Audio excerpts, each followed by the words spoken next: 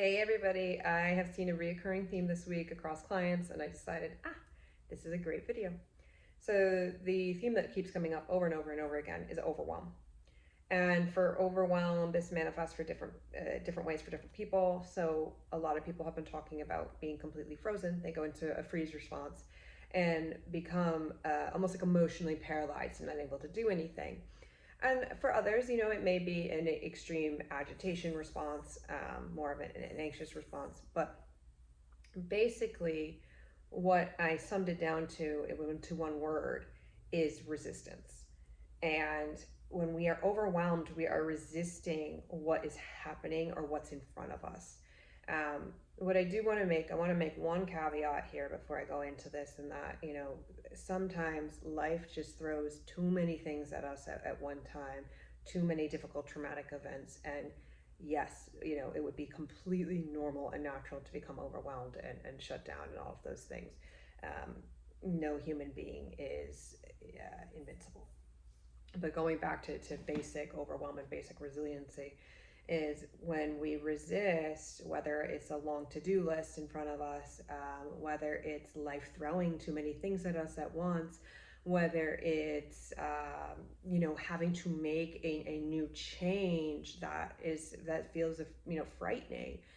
It's the resistance to that eventually causes us complete overwhelm and causes us to either shut down or panic or whatever it may be. So, the opposite of resistance would be this state of flow or a state of surrender. And that doesn't mean you don't have to stay practical, especially if you have a long to-do list in front of you, but it's coming back into the moment instead of fighting it, right? So I was doing this with a client earlier, right? And that's almost like, oh my God, I got all these things to do. I don't know how to do it. I can't do it. I can't do it. I can't do it. And body literally does this versus, okay, I have a lot to do. I don't really like it, but I'm okay in this moment. And my body just naturally softens. And so from there, I've already pulled myself out of that initial freeze. And sometimes I also suggest just move a little while you're doing that, because it forces you to unfreeze.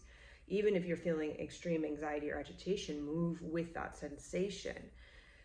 So the thing is that you want to come back into, it doesn't even have to be a full state of flow, quote unquote, but that you drop the resistance, because what happens is we're so good at embodying these tools and embodying this way of being, as long as everything is going a certain way, as long as it meets like our control standards, like as long as I have these factors working in a certain way, I'm willing to be more present. I'm willing to be more with the flow. I'm willing to drop my resistance. I'm willing to trust more. That's a big thing too, trusting yourself, trusting life.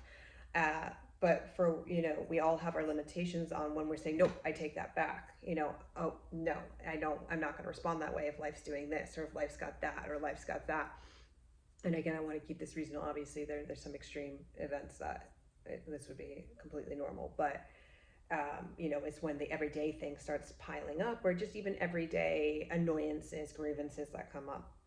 So, I suggest that when you notice yourself, check in with your body, what you're doing. It may be completely frozen. You may also be really gripping. That's a really common thing. Watch your mental patterns. If they're going in circles and circles and circles, you're in resistance. And come down into your body. Move a little bit if you need to. Take a breath and connect and remind yourself, I am okay in this moment. And I go step by step from here. It's not, I don't only show up for life in this state when everything's going hunky-dory. I also show up for the life in this state even when things are a little difficult. All right, let me know what you think.